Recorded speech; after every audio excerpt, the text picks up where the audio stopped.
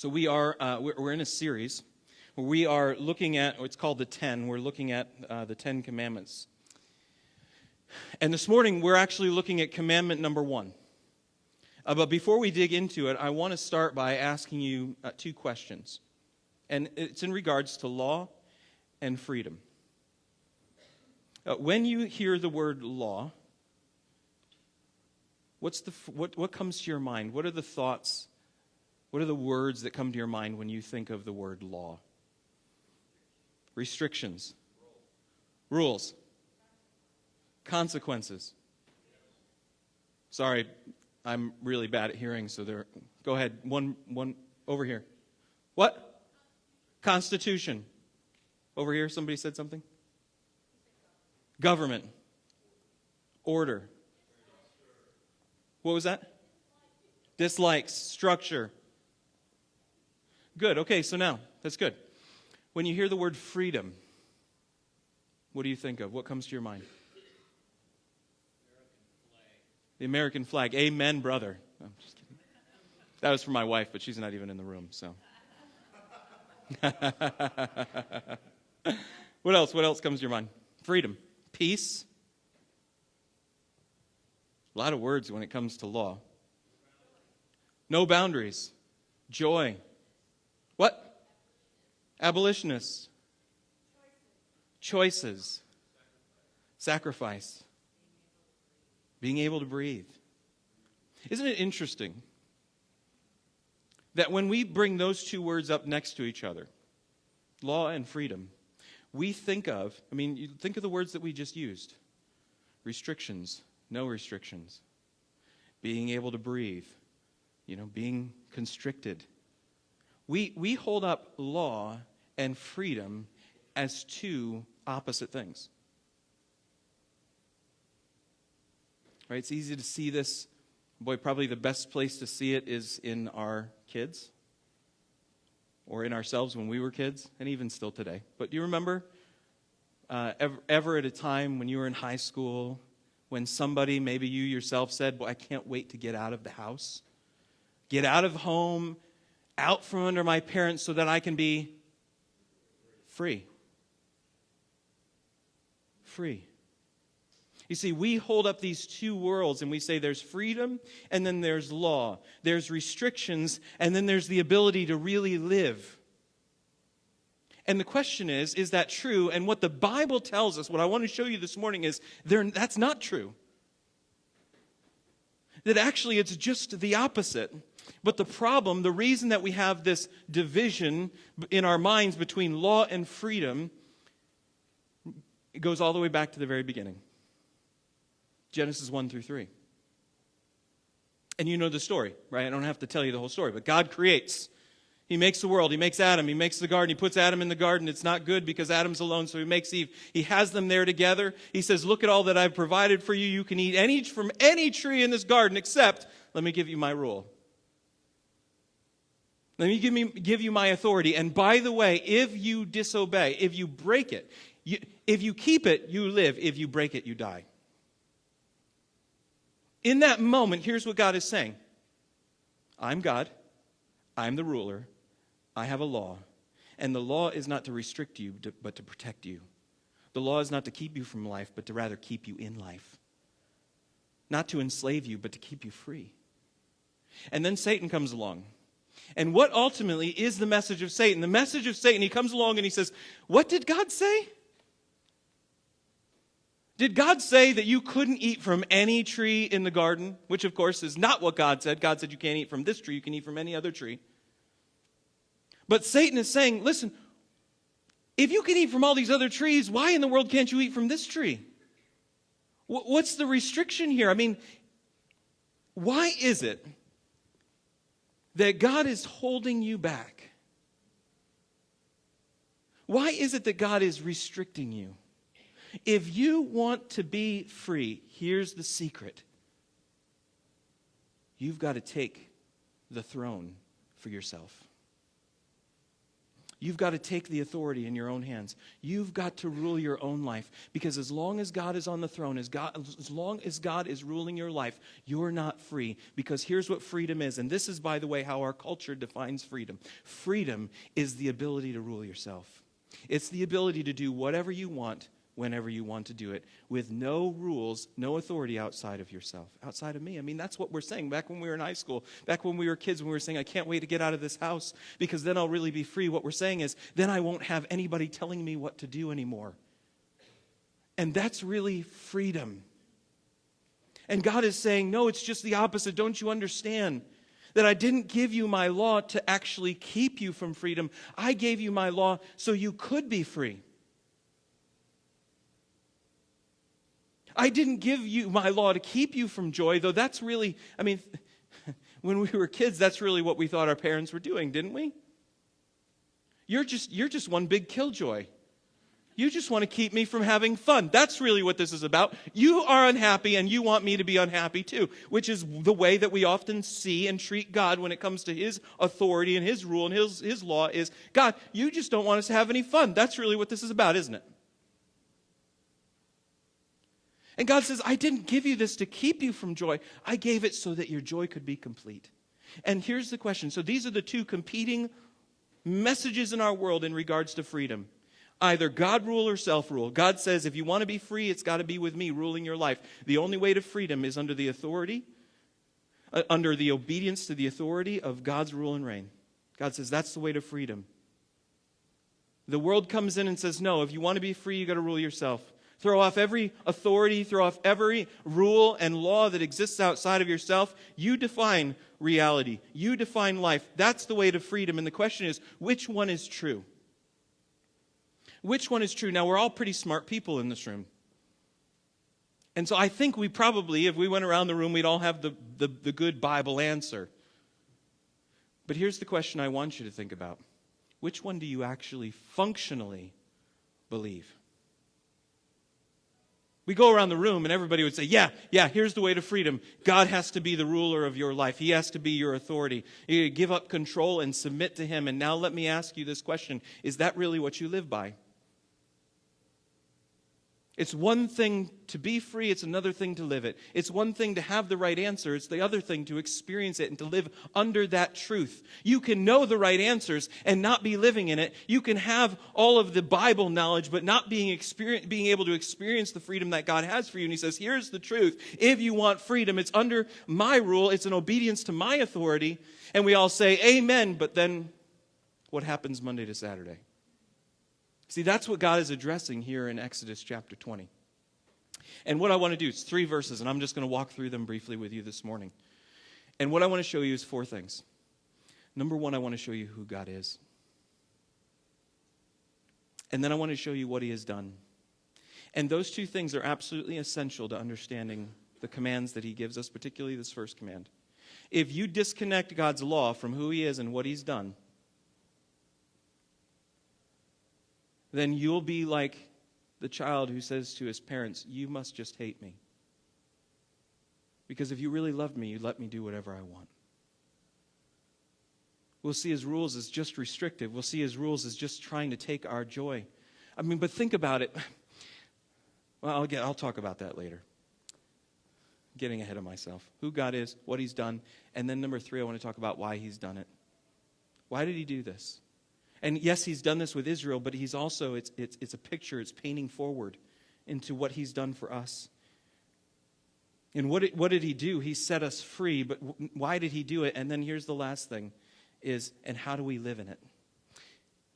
Again, Paul says it's for freedom that you've been set free, so don't go back into slavery. It's possible for you to actually be free, but go back to living as a slave.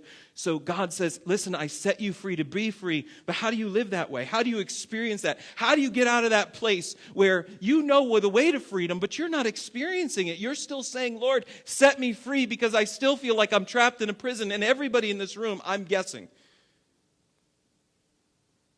maybe I'll just limit it to myself. I can relate to that. I've been there. I've been there where I'm going, I know that you set me free, but I don't feel free. So how do we live in that freedom? Those are the four things. So number one, who God is. And here's the wonderful thing is that God is revealing himself. Think about how in the world are we going to be able to know God? How is it possible for us to know God? The only possible way for us to know God is if God makes himself known. It's the only way. There's lots of books out there that tell us what people think about God. But here, God is actually the one speaking. Look at verse 1. I mean, we know that Moses is the writer. He's writing these things. He wrote the 5 books of the law. Even Jesus talks about that. But he's not the author, if you will. He's the secretary. Look at verse 1 of chapter 20. And God spoke all these words saying, who is it that's speaking? Who is it that's talking here? It's God. God is the one talking. He's saying, Moses, here's the deal. I'm going to talk, you're going to write. I'm going to reveal, you're going to listen. This is what you're going to communicate to people because I am making myself known. Just stop and realize how much of a gift that is. That God chose to make himself known to us. And that he's not, and I'm going to show you this, it's not just that he's made it so that we can know about him. He made it so that we can know him personally. It's one thing to know about someone, right? You can go online and look up all sorts of famous people and you can learn information about them. It's another thing to know them personally, to have a relationship with them. And God reveals that he is both knowable in terms of the fact that he's revealed himself, but he's also personal. He says 3 words. He says, I am the Lord your God. This is who God is. Number 1, he's God. And here's what's fantastic about this. He says, I am God. He doesn't say, I am a God. And he doesn't even say, I'm the greatest God. He says, I am God. I'm the only one. There's only one God. And in an age where it's really very much driven by polytheism, there's many, many gods. Right? This is just one God among many. And actually in Egypt, where Israel has just been brought out of, there were many, many gods that the Egyptians were worshiping.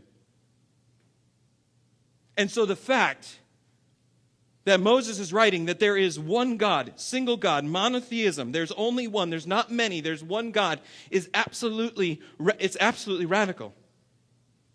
At this time and in this culture, at this place in history. And this is what, by the way, this is what the point that God has been making all the way back from the beginning, but particularly in Egypt. Do you remember all the plagues that came in? Do you know that each one of those plagues was a slam against one of the gods of the Egyptians? That what God was doing with each and every plague was saying, that's not a God, that's not a God, that's not a God, that's not a God, that's not a God. Why? Because there's only one true and living God. And by the way, not only were all of those a slams against the gods that they were worshiping, but it was a slam against Pharaoh who had set himself up as God. And he was saying, and you're not a God either. There is one God. And here's the amazing thing. Not only does he say, I am God, but he says, I am the Lord God. And that word Lord is not a title. It's his name. It's like, I'm Dan. Right? You're Mike. Destiny. Right? It's a personal name. This is the name that God has given himself. In fact, if you want to see where it is, you don't have to turn there with me, but if you go back earlier on into Exodus, when God calls Moses, there's a point in time where Moses is, of course, pretty nervous about going into talking to Pharaoh and telling Pharaoh what to do, because no one tells Pharaoh what to do. Right? No one backs Pharaoh into a corner. And so he says, some of you got that, some of you didn't, it's fine. I feel like I'm at home with, anyways. So he says, who am I supposed to tell him has sent me? And God answered, he said, then Moses said to God, if I come to the people, the Israels of Israel, and say to them, the God of your fathers has sent me, and they ask me, what is his name? What shall I say to them? God said to Moses, I am who I am. And he said, say this to the people of Israel, I am has sent me to you.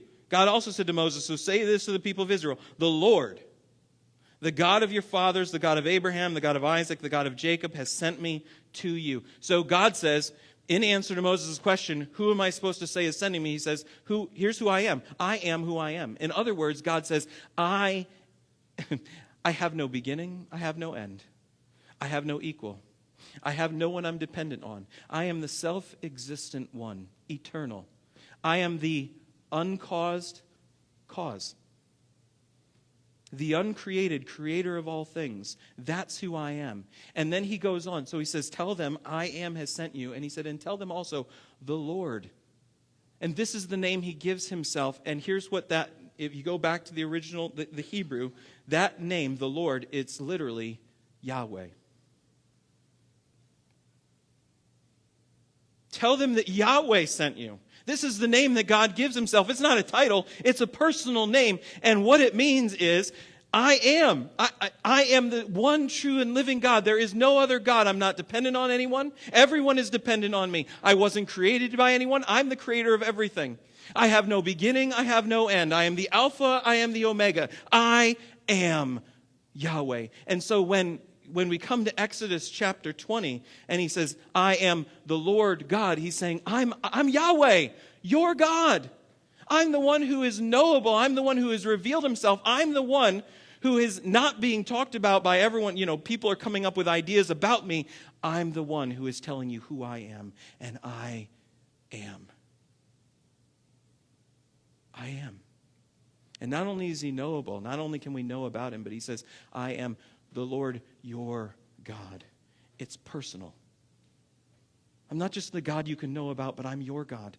We have a relationship. He's saying, I've entered into a relationship with you where I'm your God and you're my people. And then he goes on and he says, and now let me remind you what I've done for you. Hey, Dennis, could you close those windows over there? It's kind of shining in on people's faces. Thanks, brother. He says, not only this is who I am, but let me tell you what I've done for you. And he says, and there's three things really. There's multiple things, more than this, but let me just point out three things. He says, I'm the Lord your God, who rescued you from Egypt and brought you out of the land of slavery. Right? But there's really, and it'd be easy to say, okay, well, there's two things. He rescued them from Egypt. He brought them out of slavery. And those two things are true. But when he tells them that, he's reminding them of something. That before he acted, God did something else. And here's what he did. He made a promise. That's what we saw last week. Back with Abraham, Genesis chapter 12, Genesis 15, Genesis 17. God comes to Abram, he makes a promise. As many as the stars in the sky, as many as the grains of sand on the shore, so will your descendants be. And as he's entering into covenant with Abram, who he changes his name to Abraham, he says, listen, here's the deal. Your descendants are going to be beyond count, but they're going to end up in a land that's not their own, where they will be slaves for 430 years. But I'm promising you now that I am going to go in and I'm going to rescue them. I'm going to bring them out. They're going to become a great nation. And so, yes, what does God do? God rescues them out of Egypt. God rescues them from the land of slavery. But before he did any of that, he made a promise. And what he's doing right now, and what he's reminding them is, and I'm keeping my promise.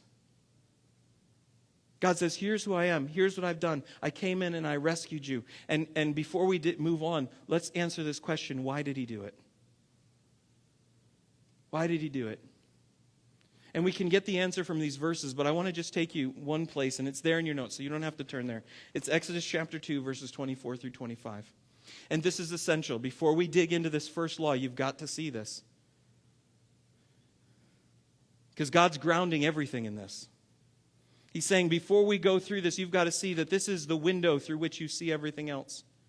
These are the glasses that you have to be wearing if you're really going to get it, if you're really going to understand God, if you're really going to understand life and understand the way that what he's saved you for and the life that he's called you through. Two, if you don't look through these lenses, then you won't understand it. Why did God rescue them from slavery? Take a look at these two verses. And God heard their groaning. This is the beginning of Exodus. They're enslaved in Egypt, and God heard their groaning, and God remembered his covenant with Abraham and Isaac and with Jacob. God saw the people of Israel, and God knew. Let me give you 5 reasons that God rescued them, and and they're the same reasons that God rescued you. Number 1, because he's the God who hears. You think about this. They've been enslaved for 430 years. Do you think that anywhere in there they started thinking that God wasn't listening? Or let me put it this way. You've been in your trial, that circumstance that's been really difficult for you. I don't know how long it's been going on, but you're there. When did you start questioning whether or not God was listening? The people are in Egypt, they're enslaved, and they're suffering, and it says, and God heard them. And by the way, it's not as if this is the first time that God heard them, but it's calling attention to a point that God listens, that God actually hears our prayers, that He is aware, that He is attentive, that He is listening to what's going on. He's listening, and He knows what it is that you're asking. And asking that question, well, why, the question is, well, why doesn't He answer then? Why doesn't He just do what I'm asking Him to do? Why doesn't He act right now? Because the second reason that God rescues them is because He's the God with a plan. God does not just respond. He's not just a it's not that He's not just a reactive God. He's not a reactive God. He's not someone who's sitting up there and waiting for you to ask Him because He doesn't really know what He's supposed to do. In fact, when God tells Abraham, and by the way, we don't know all of the answers to, well, why did He leave them enslaved for 430 years? I can't answer that question for you. Why is it that you're still in that trial? I can't answer that question for you in detail. All I can tell you is God has a reason. It's not an accident. When God told Abram back in Canaan that He was going to have these people in Egypt for 430 years, He said something about the fact that the sin of the Amorites had not come yet to its fullness. What does that mean? Well, we could debate that for a while. The point is that God is in charge. He has a reason. They're there.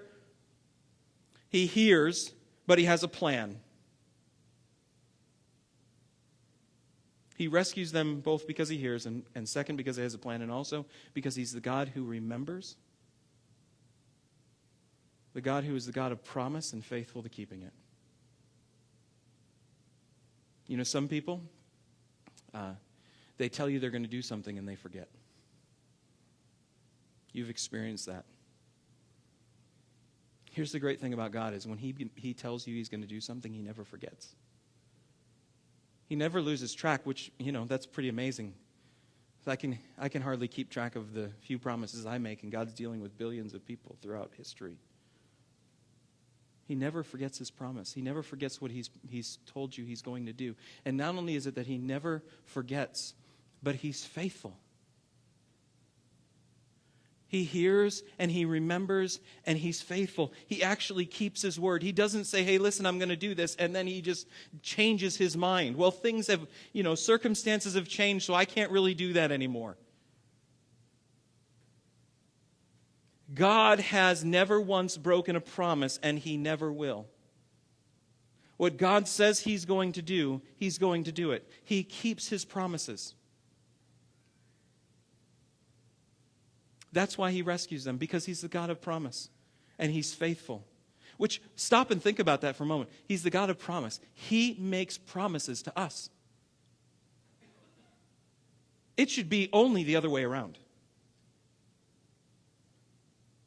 Don't you think? This is the God of the universe who we've rejected to go our own way. And He's coming and making promises to us. Where, if anything, He should be coming and saying, what are you going to do for me? How are you going to make up for this? Instead, He comes and He says, here's my promise. I'm going to do it for you. I'm going to solve the problem. He's the God of promise. And He keeps His word. It's not dependent on you. If He makes a promise, He fulfills it. He always does. And here's the fourth thing. He's the God who actually has compassion. That last word, it says, take a look at that, the end of that verse. It says, and God knew. That doesn't mean that suddenly God realized what was going on. That word knew means, and God was filled with compassion. Sometimes we look around us at what's going on and we go, does God even care?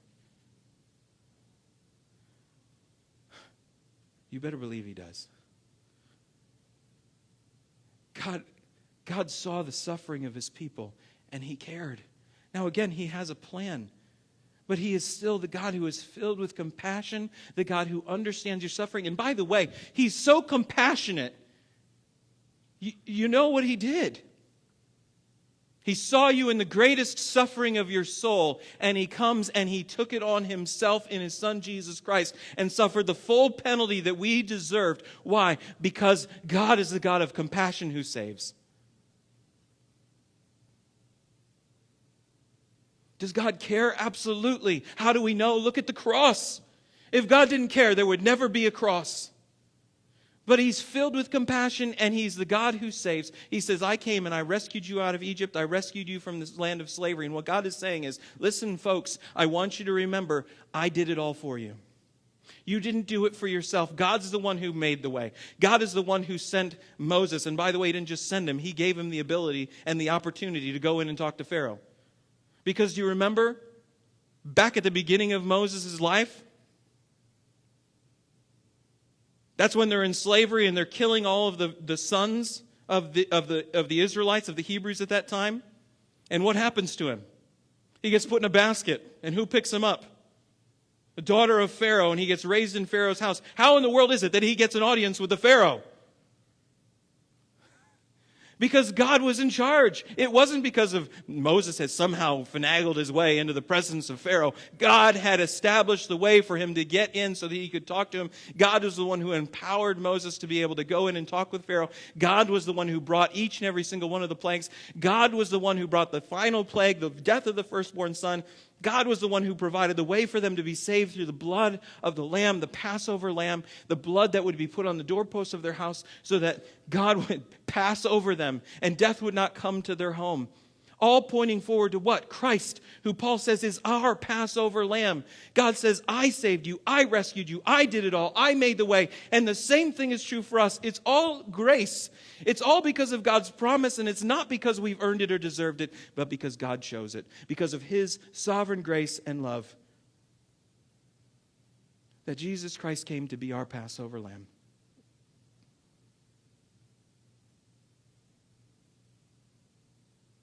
God says, here's all you got to do. The blood's got to be on the doorpost of your house. The blood of the lamb has to be on the doorpost of your heart. And that lamb is Jesus Christ. God says, I've done it all. All you had to do was receive it. All you had to do was trust that my word was true. God says, I've done it all, and I did it all, not just so that you could come out of slavery, but so that you could be really free. He says, take a look at verse 2 there again. Seems kind of repetitive, but you know, God, he never puts anything in his word by accident. He's never repetitive for pointless reason, just for the sake of being repetitive. There's a reason that he says this. Verse 2, I am the Lord your God who brought you out of the land of Egypt, out of the house of slavery. That sounds like the same thing, doesn't it? I mean, Egypt, slavery, isn't that really the same thing? And you could see them as the same, but here's why I believe God is saying these two things, is because the issue is slavery, but it's not just the issue of earthly slavery. He's saying, I brought you out of Egypt so that you could be free from them, but not just free from them. The issue is not just earthly slavery, it's spiritual slavery. I came and rescued you so you could be truly free. It's one thing to be free, it's another thing to live in it. Paul says it, right? It is for freedom that you've been set free. So don't go back into slavery. That's what God is saying to the Israelites right now. It's for freedom that you've been set free. So don't be slaves anymore. Live in freedom. But here's the question now: how do we live in that freedom? And now here we come. First commandment. And maybe here's the way I'll say it. It's the first key to freedom. And here's the message. Take a look at verse 3. You shall have no other gods before me. He says it's for freedom that you've been set free. I've freed you from slavery so that you could be truly free now and forever. Now, if you really want to be free, here's the deal. You shall have no other gods before me. Now, there's a few things that I'm going to say about this in order for us to understand what it means. Number one, there's a reason that this is the first law. There's a reason this is the first command. It's not random. It's not by chance. It's an order. And the reason that this is the first command is because, think about this. If you break any of the other commandments, it's because you've already broken this one. And if you keep this commandment, you'll keep all the others. If you break any of the other commandments, it's because you've already broken this one. You shall have no other gods before me. And if you keep this one of having no other gods before God, in front of him, between you and him, if you keep this command, then you will keep all of the others. It's natural. It's fruit. That's just the way it works. And here's the third thing I'll say before I tell you exactly what he's saying, is this is not the same as the next commandment, which is, what is the next command? It deals with idolatry. You shall not make for yourself a graven image. You shall not have idols. See, we often put these two things together as the same. You shall have no other gods, and you shall make no more idols. But really, this law is foundational. What God is addressing, before he addresses idols, he's addressing the root cause of idolatry that we'll look at next week. He's addressing the root of everything else, and the root of it all goes all the way back to Genesis chapter 3, where God says, I am the Lord, I put you here, and here's my law. If you want to be free, you must live under my authority. And Satan comes, no, don't live under authority. If you want to be free, rule yourself. And God comes and he says to the people of Israel, he says, I set you free so you might be truly free. If you're going to stay free, you need to live with me as your one and only authority, as the one true and living God who is the ruler of your life. In other words, if you want to be free, you have to stay off the throne. That's what this law is all about. When God says you shall have no other gods before me at the end of the day, what he's getting at is this.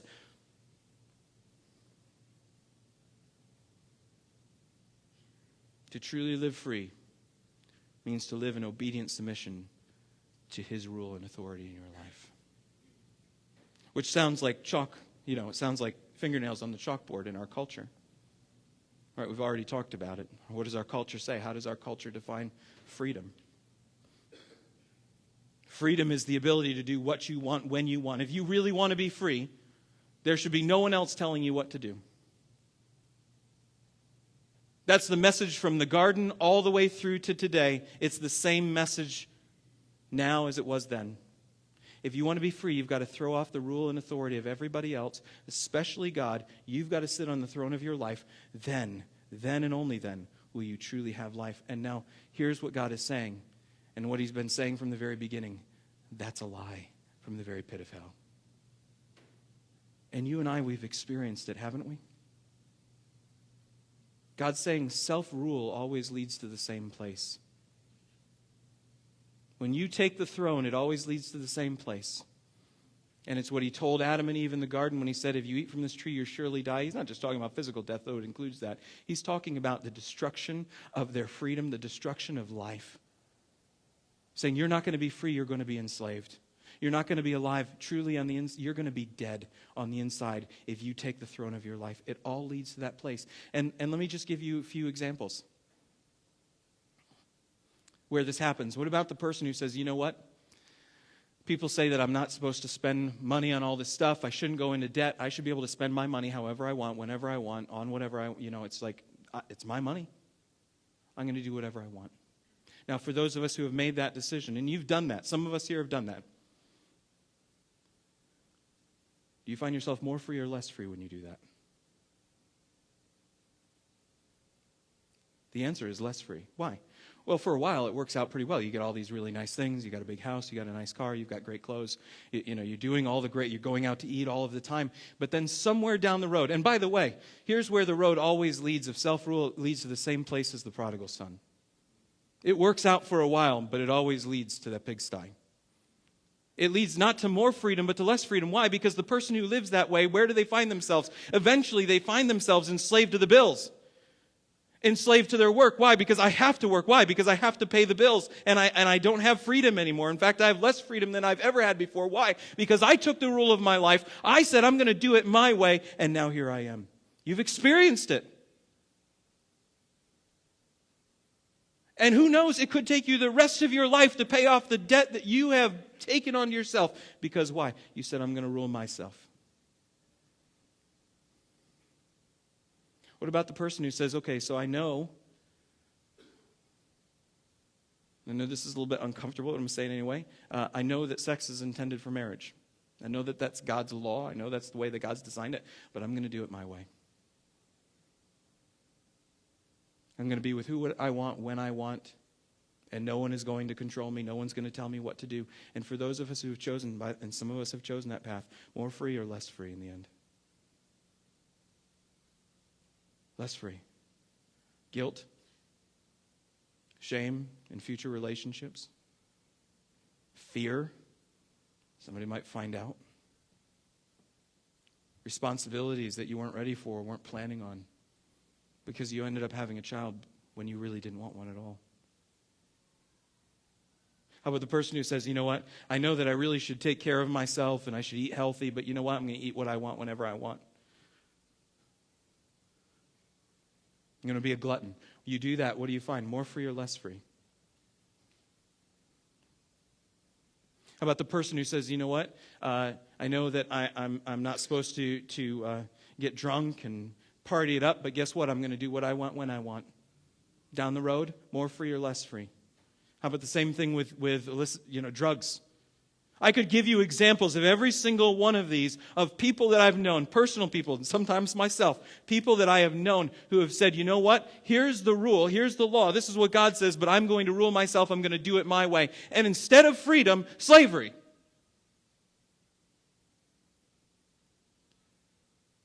And the promise turns out to be a lie. Satan says, eat the fruit, you'll be free. And what do they find? The opposite is true. Now I'm running and hiding. Now we're afraid of God. Now we know the death that God said was going to happen. Satan says, just take this and you'll be free. Throw off God's rule and authority. You'll have life. And the opposite is true. And how sad that we keep going back to it, isn't it? I mean, you know it's true. I've sat with so many people who deal with addictions. And I sit down and I say, okay, let's talk about your addiction for a moment. Why do you do, alcohol? Why are you drinking so much? Well, because I want to escape. I want to have, I want to forget about things. I want some freedom. I say, okay, how long does that last? 2 hours. Now, the rest of your day, do you feel free? Are you able to escape? No, I feel guilty. I feel trapped. I feel imprisoned. I feel hopeless. I feel defeated. I said, so here's the promise you're believing, but the truth is it's a lie. Why are you still going back? But we all do it. Mark chapter 8, Jesus is with his disciples. And I'm going to end with this. Jesus is with his disciples. And he tells them, listen, ultimately I came not to do my will, but the will of the Father, the one who sent me. And then he tells them the will. He says, I'm going to go to the cross. I'm going to die. I'm going to be buried on the third day. I'm going to rise again. And do you remember what Peter does? Peter takes him aside and rebukes him. And by rebuke, basically that means he is saying, are you out of your mind? Seriously? That's what you think you're supposed to do? Because these guys are all looking and they're saying, there's no way he's supposed to go to the cross. He's supposed to go to the throne. And we're all going to be, at the top of the government. We're going to have all this. It's going to be so wonderful. He's going to come to power. He's going to throw off the Roman authorities. We're going to have freedom. It's going to be great. And now Jesus is talking about this cross thing. And are you out of your mind? And do you remember Jesus' response to Peter? What was it? Get behind me, Satan. Why? Because what was coming out of Peter's mouth in that moment was the same thing that was coming out in the garden from the serpent, which was this. That may be what God the Father is saying, but throw off his rule and authority because that's the way to real freedom. Don't submit. Don't obey. Are you out of your mind? And Jesus says, see, that's the lie of Satan. It's been the lie from the very beginning. And now he says, and by the way, let me tell you the truth. Because here's the truth, and this is the gospel. If you want to know what the gospel is, here's what it is. Mark chapter 8. Jesus says this. And this is right after he says, get behind me, Satan. That's the lie of Satan. Now let me tell you the truth. And he called to him the crowd with his disciples and said, if anyone would come after me, let him deny himself and take up his cross and follow me. For whoever would save his life will lose it. But whoever loses his life for my sake and the gospel will save it. For what does it profit a man to gain the whole world and forfeit his life? For what can a man give in return for his life? He says, here's the deal. The invitation of Satan is throw off the rule of God, live under your own self-rule, and then you'll really live. Jesus says, you want to know the truth? Because that's the lie of Satan. The truth is the only way that you're ever going to have true freedom, the only way you'll ever live, is if you surrender that control. Whoever loses his life for my sake, whoever gives up his life to me, that's the one who finds it. You see, what Satan has done is he's twisted our definition of freedom. We need a new definition of freedom. Here's the right definition of freedom. Freedom is not the ability to do whatever I want whenever I want, because if I can do that and find myself in deeper bondage than I was before. In fact, it always leads there. Here's real freedom. Freedom is the ability to be truly and fully who you were created to be. And here's who you were created to be. You were created to be not God. That role is already taken. You were created not to have God serve you, but to be a servant of the Most High God. Not to be on the throne, but to be kneeling before it. And the invitation of the gospel is still by grace alone, through faith alone. Jesus Christ came, died on the cross, and paid the penalty that we deserve because we were traitors of the crown. Cosmic traitors of the kingdom of God. Christ died, not just so that we could go to heaven, but so we could be brought into the true freedom under the rule and authority of God as King. Because that's freedom. That's who you were made to be. That's what Jesus died to save you to. Not just so that, and by the way, we oftentimes give just a very limited message of the gospel. Jesus died on the cross to save you from your sins so that you could go to heaven, be forgiven. That's true. But the problem is that we leave it just as that, and what people get is, okay, I believe, I get saved, now I can continue to live on the throne of my life. He died so I could continue to be self-ruled and now be forgiven for it. True, He died so that you could be forgiven. But it's for freedom that you've been set free. And that freedom only happens when He's on the throne. You shall have no other gods before me. Let me ask you 2 quick questions. Number 1, are you free? And the only way to freedom is not by being good enough, not by earning it, not by deserving it, not by paying for it, but by accepting that God has done it all for you. You are a traitor. You are a traitor. You have betrayed God, and we deserve His judgment and wrath. But Christ died so that we might be rescued from that back into God's kingdom, into a right relationship with God. And by the way, do you understand what a right relationship with God is? It's not just into a relationship where I'm forgiven. It's a relationship where we're actually put back into our places. When I was living in sin, I was on the throne, and God was out here to meet what I wanted, to do what I wanted. The message of the gospel is Christ died and saved you so that you could have a right relationship where God's on the throne and you're bowing before it. Are you free? Have you actually trusted Christ? Have you believed? And then number 2, for those of us who have, let me ask you this, are you free? Are you living free? Or have you gotten back on the throne? Where are you sitting on the throne of your life right now? There's no one in this room who can go, well, I've surrendered it all and I don't have any challenges or any wrestling with that, man. God's in control of my... If that were true, you would never sin. You sin because you're still seated on the throne in areas of your life where you have chosen the way of Satan. I'm only happy if I'm seated on the throne. Where are you sitting on the throne? And here's the challenge. You got to repent of that. You've got to acknowledge that. You've got to confess it. And then you've got to surrender that control. And always keep it in the context of who God is and what He's done and why He did it. Because when you do, what you'll see is not laws that are meant to restrict you and keep you from freedom, but laws that are there to protect your freedom. Just like a father with his children that he loves. I give you my rules because I love you. I don't want to take your joy. I want you to have it. But I understand there's a context for that. God our Father does it in the same way. And not just to protect us, but to train us. My boys are going to a karate tournament today. Which, by the way, the Yang twins got their black belts yesterday. So you got to make sure to congratulate them. My boys don't have I have a belt that's black. But maybe someday. But think about this. Not only is it for your protection,